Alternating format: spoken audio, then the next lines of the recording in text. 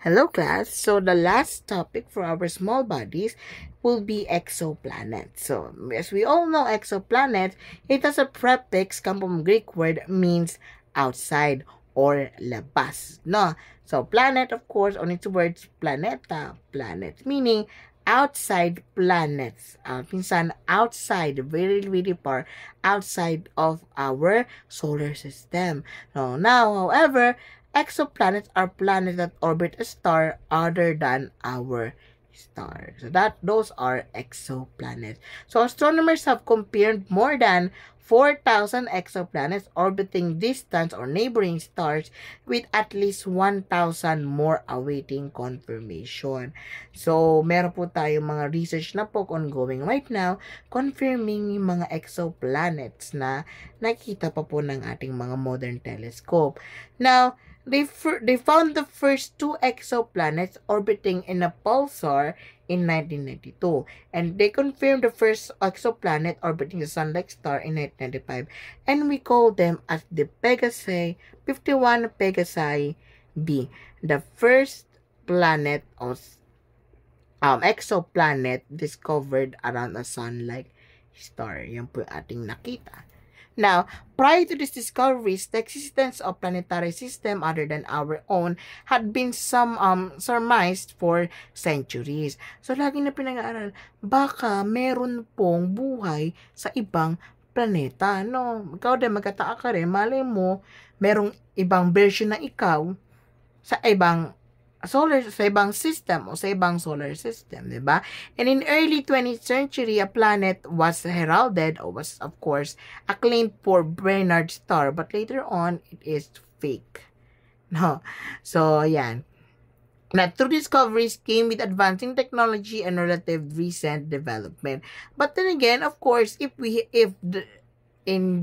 the current scientific research, may na-confirm na ng mga exoplanet 4,000, diba? Bakit di natin siya nakikita before?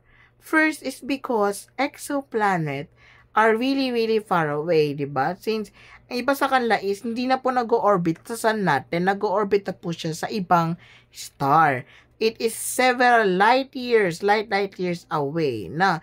It is because unlike stars, exoplanet don't shine with their own light. 'Di ba? Pansin natin sa ating sa sun natin, sa mga Mars, o panakita natin si Mars, 'di ba? Si Venus sa ating Earth, nagsha-shine siya, miliwanag siya. It because it borrows light from our sun. Unlike exoplanet, sobrang layo niya, hindi niya kaya mag-shine, hindi niya kaya mag-reflect, hindi niya kaya mag-produce sarili niyang light. Na, like our own Earth, they shine only with light reflected from their local stars. So, meaning, if sobrang layo nila, and if happens na meron silang malapit, di ba, na isang star, di ba, yun po ibibigay sa light. Pero pag sobrang layo ng pinakamalapit, malapit na star sa kanila, mas mababa lang po yung i-reflect nila na light. Now, in contrast to their stars, exoplanets are exceedingly dim. Even the largest are drowned in the light of their vastly brighter stars. That's why even now, even the largest are too small to be glimpsed in an optical telescope, although a few have been directly imaged. So, meaning na po niyan, since sobrang layo niya po sa ating solar system at ang iba pong exoplanet ay malayo din sa sarili nilang star, di ba? Sobrang dim o sobrang onti lamang po ng receive nila na liwanag. So, that's why mahirap po silang makita na. But, of course, we will discuss mamaya, yung iba't ibang technique kung paano natin nakikita yung mga exoplanet na to. Even light years away from us. So, before the first exoplanet discovery, most astronomers assumed exoplanets, if found, would resemble planets in our solar system. So, the great shock has been that many exoplanets are very different with their position and orbit difficult to explain. As harbinger of this realization, the very first exoplanet discovered in 1992, an orbit of a neutron star, in this case a pulsar, Now, generally speaking, a neutron star is a super dense remain of the core of the massive star after it has exploded and turned into, of course, a neutron star due to a supernova explosion. Di ba nga po, ang life stage ng star, di ba, pag siya po ay namamatay, sasabog na po siya. Siya po ay mag-undergo ng supernova. So, nung nagkaroon ng supernova, yung isang malayo-layo na system, aside from our solar system, napansin nila, uy, parang merong parang merong exoplanets dito, cluster na exoplanet. So, yun po yung una nilang pinag-aralan. So, it wasn't thought possible and still not fully explained that the planet could have survived such cataclysm. So, even though sumabog yung neutron star nila, di ba? Taka sila, bakit yung mga planeta na to nag-survive pa rin, di ba? Dapat, maano po sila na ma-radiation nila, di ba? Nang sumabog na star nila, di ba? Madadamay sila, masira sila. But then again, of course, sobrang layo nila. So, normally, the neutron stars we see as pulsars rotate with an invariant rivaling atomic clocks, making them most accurate timekeepers of the cosmos. So, sabi lang po niyan, di ba? Yung ating nakikita sa pinakamalayong lugar, di ba? So, since sobrang layo nila, tawag dito, kung nakikita mo sa ngayon, on your naked eye on the sky, yung po nakikita natin on the past na already. That is the past already. So, since sobrang layo na, So, astronomers Alexander Wolfson and, of course, Dale Frail were trying to explain irregularities in the rotation of a particular pulsar known as the PSR P1257 plus 12. So, they realized that the slight variations in star's rotation could explain for a while that if it were being pulled on by the gravity by two planets 3 and 4 times mass of the Earth. So, meron silang napansin. 'Di ba? Yung isang pulsar, yung isang namatay na star, 'di ba? Parang gumagalaw na siya. Kaiba yung rotation niya, nagwo-wobble-wobble siya. So, para siyang pinupull ng ilang planeta. Pinag-aralan nila yon na mabuti, no? Ngayon, mamaya, merong relevant yung wobble-wobble na yan. So, historically significant as this discovery of astronomers' main quest in hunting exoplanets was to find one orbiting a sun-like star, not orbiting the remains of the huge star after a supernova. Kasi nga po, since ang nakita nila is pulsar, patay na star na, so, naging challenge siya. Diba? Dapat, kung hanap ko ng exoplanet, sikat maaari, yung iikutan niyang star is buhay din. Diba? Meaning, ang kumokontrol ng system na yon is exoplanet, not the gravity of the star itself. Dead star na kasi siya. After all, ultimately, the quest to find a planet like the Earth and to find the life on planet, humans have always asked the question, are we alone in the universe? Diba? So, of course, ang purpose lamang po ng kanyang pinag-aaralan ito is to know kung meron ba tayong kapitbahay sa ibang planeta. Diba? Do you believe na malay mo ang kasama niyo sa bahay ninyo ay isa palang alien na galing palang exoplanet. So, finding an Earth-like planet, especially one where life resides, remains the impetus for our researches for an exploration of this distance. So, hanggang ngayon, pinag-aaralan pa rin po siya. Even sa Mars, di ba, pinag-aaralan kung meron traces po ng life, di ba? Kung posibleng meron traces ng life. And if meron traces ng life sa Mars, meaning, posible rin tayo mabuhay sa Mars after terraforming. No? So, it's just that, since mahal po ang research post ng outside the universe, di ba? Of course, mahirap po pag-aralan ng maghanap ng other exoplanet, which is almost Earth-like planet. Now, the detection of the first planet orbiting the main sequence star like the Sun came from 1995 when the Dirichlet discovered a planet at least 5 as massive as Jupiter orbiting the F5 star 51 Pegasi. Yung sabi ni ganyan, diba? Some 50 light years away from the Earth. So, he detected it by the star's wobble. Yung galaw, gumagalaw-galaw siya as an unseen planet pulls on it. For this discovery, he and his colleagues, Michael Mayor and James Peebles, received the Nobel Prize in Physics in 2019. Ano po yung wobble na sinasabi niya? Wobble na yon. In 1990s, the availability of technology turned out the only large exoplanets whose with enough gravity to induce a wobble and spin of the parent star. Ngayon, si wobble lamang po is possible lamang po at si exoplanet ay malalaki. That's why medyo merong kakulangan pa rin po yung research nila. But still, they received a Nobel Prize pa rin. No? This method of detecting exoplanet is now what we call as the radial velocity method. And is still highly successful method for detecting exoplanets from the Earth surface. Na, the radial velocity method, sometimes called the Doppler spectroscopy. So, ano po yung wobble-wobble na yon? So, minsan, as you see, no, meron tayong sun-like o star outside. So, far away, meron tayong star, di ba? And of course, meron siyang exoplanet. Pag po siya umiikot-ikot o nagre-revolve po, nag-ikot-ikot sa isa, di ba? Nagre-revolve po si ating exoplanet sa sarili niyang star. Ang tendency niya is that, of course, gagalaw ngayon yung ating color na marireceive sa ating mga telescope. Hindi po kasi makikita natin as it is. As in, pag tumingin ka ng telescope, makikita mo, uy, gumagalaw yung yung tawag dito, yung sun, o may gumagalaw na doon, nagwo-wobble-wobble na celestial body. Hindi po. Ang nagwo-wobble-wobble dyan is yung color. Now, since yung wavelength ng color nakadepende sa layo, na pag mas red po siya, mas malayo, pag mas blue, mas malapit. Now, in their telescope, in their of course observation, nagbabago-bago po yung color niya. Meaning, sabihin po nun, nag-wobble-wobble yung, o may gumagalaw, o may nagkakaroon ng interaction between two large bodies in a system. That is why it's sometimes called the Doppler effect of the photosynthesis. Okay po? So, wobble-wobble po siya. Yan. Pag umikot po siya, yan, mag-red po siya. Ikot po siya, blue. Red, blue. Red, blue. So, ganun po siya. At may kita po siya sa kanilang mga devices. Now, however, meron po siyang pros and cons. So, first pros is finding big exoplanets in close orbits. Next is measuring exoplanets mass.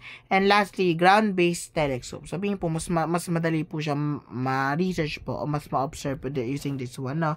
However, it is not great for a really distant orbit. Mga exoplanets sobrang layo. As you notice, di ba, pag sobrang close lang po sila sa kanilang revolving na star, mas madali po siyang mapansin since mas ma-indicate po yung color na ma-observe. Pero pag sobrang layo niya po, mas dim na po yun, di ba nga? Ngayon, hindi po yung naging kahinaan kung bakit hanggang ngayon, marami pa rin po kailangan discover at i-confirm na exoplanet using this type of method. Kasi nga po, ayan, hindi po siya makikita masyado. Sobrang layo niya na po. Hindi mo papansin yung wobble-wobble na.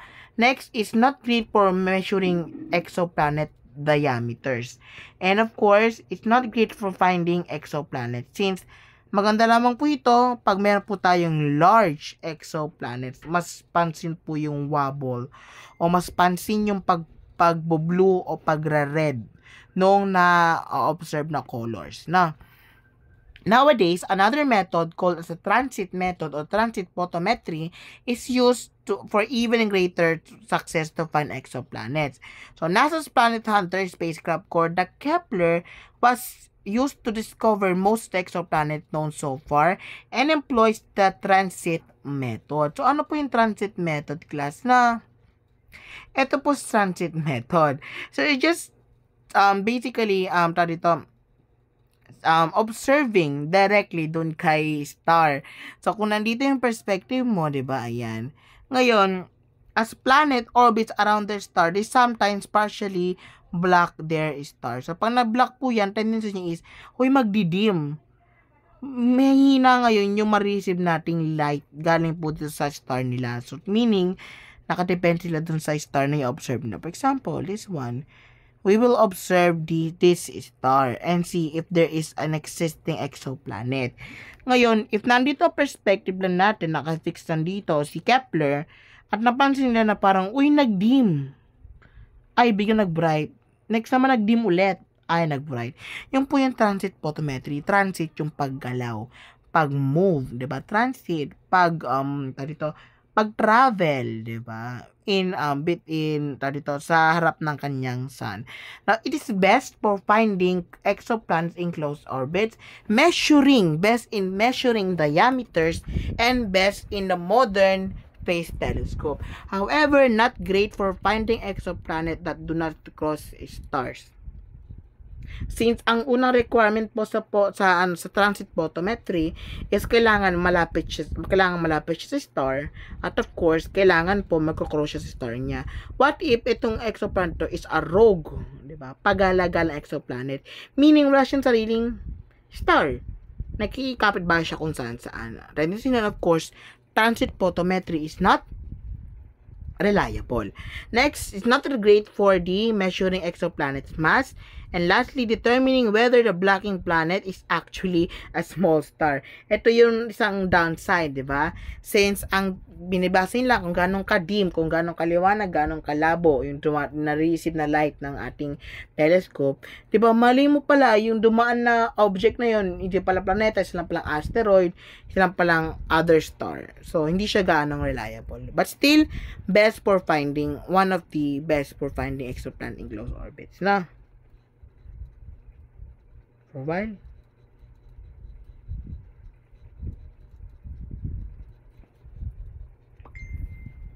Okay. Sorry, next line. Ayan. And special circumstances, it's also obtain a direct image of exoplanet. This method isn't widely used to find exoplanets for reason explained toward the top of this post.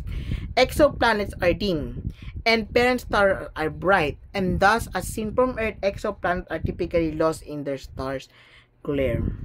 Sobrang layo niya po, hindi na po nakaka-receive ng sariling light, at sobrang bright na ng star, hindi mo makikita na mayroon po ng exoplanet yung si star na yon. So that's why hindi po siya gaanong reliable. But few exoplanets have found in this method na. It should be noted that famous and beloved planet Fomalhaut B, the first ever to directly image, turned out not to be exoplanet after all, but instead a cloud of dust. So itong Fomalhaut B ay false planet lang pala siya. Isa lang pala siyang cloud ng dust. So yan. So, ito pong uri ng method na ito, itong direct ang pag-image na to, it's what we call as direct imaging method. Sometimes, the best method for identifying exoplanet is, of course, just to look, just observe, just to take a capture, diba? Picturean mo lang siya. It is best for actually seeing an exoplanet if it is legit, once again, kagaya na niya sa Fomalhaut B, hindi pala siya toong exoplanet, lang pa siyang cloud of dust. So, finding exoplanet in large orbits and finding exoplanet and do not throw scars, diba? Unlike kay transit photometry, diba? Hindi po siya maganda sa mga stars na hindi nagko-cross, sa mga exoplanet na hindi nagko-cross sa star. So, ano po pwedeng gamitin doon pag gusto mong mag-observe ng mga exoplanet na hindi nagko-cross ng star? Gumamit ka ng direct imaging method. However, the downside for the direct imaging method would be, first, finding really faraway exoplanet o number 1 sa listahan. Since purely observation, purely looking, observe, pipicture mo, titigan mo talaga. Siyempre, downside mo niyan distance. Di mo makikita yun sa malayong-malayo.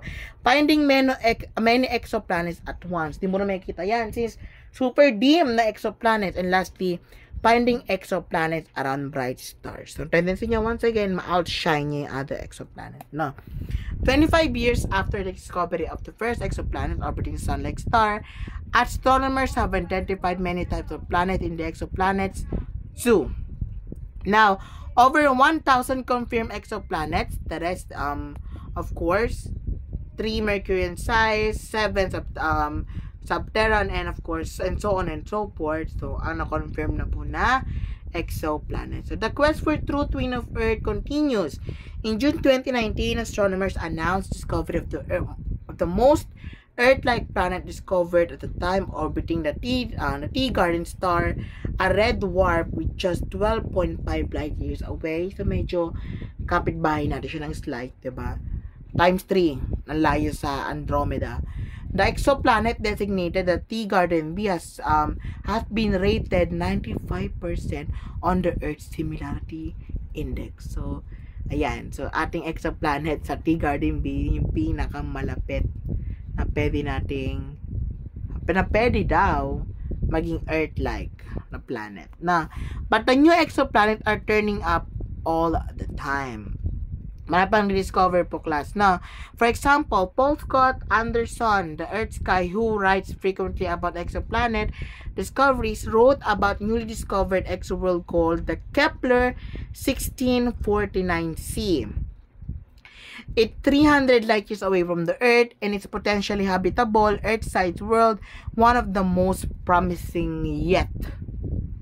Now, so since etong claim na ito na one of the most promising yet na pwede pang maging habitable, however, it is almost impossible na madala tayo ngayon doon.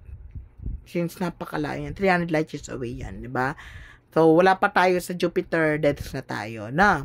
So, the detection of the exoplanet is carried out by both Earth and space based telescope. Kepler is no longer active. Ayan, ano na siya? Binitawan na siya ni NASA kasi si James Webb nga kaya si Webb ngayon yung pinapalakad niya ngayon. So although its data are still being analyzed, but a new planet hunting spacecraft called TESS is currently active in discovering exoplanet. In December 2019, the European Space Agency, or the ESA, launched the spacecraft CHEOPS, which is designated to better characterize already known exoplanets.